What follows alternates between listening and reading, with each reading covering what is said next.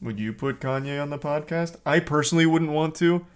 I think it's just taking advantage of his mental breakdown. Not that it excuses the shit he's saying, but everyone that has been associating with him is just plugging their own shit.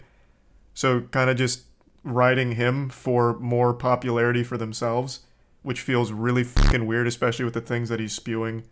So I wouldn't feel comfortable with that. That wouldn't be for me.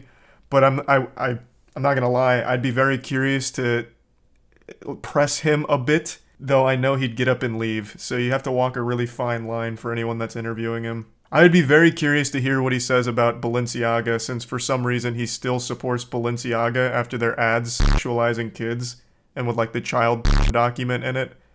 And for some reason he's like, yeah, Balenciaga's great. So I wonder, like, does he think the sexualization of kids isn't a big deal? Like, where does he stand on that? I'd be very curious.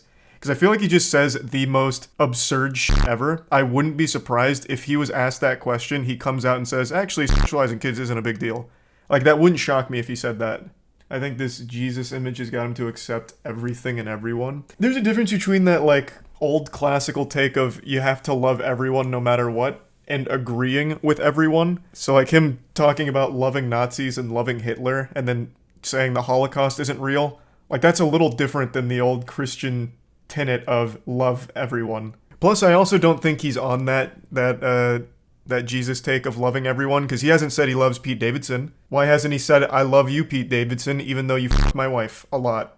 Many times, in fact. Why hasn't he said he loves Pete Davidson? Why does he keep going to Nazis and Hitler if he's trying to make his point? Do Pete Davidson next.